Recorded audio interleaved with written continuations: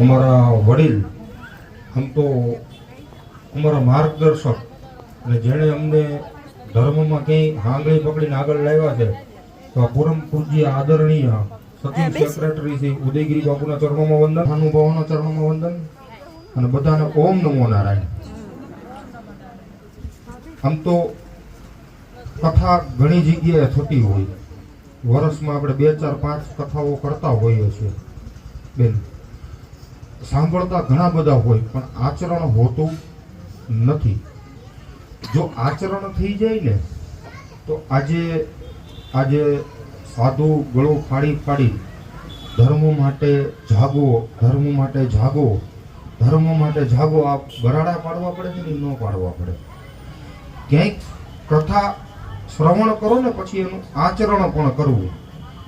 અત્યારે ચેલૈયાની વાત હાલતી હતી, કરુણમય વાતાવરણ હતું કે આવો નિર્દય ભગવાન હશે, આવો નિર્દય ભગવાન હશે કે છોકરાને ખાવણીમાં ખંડાવી નાખે.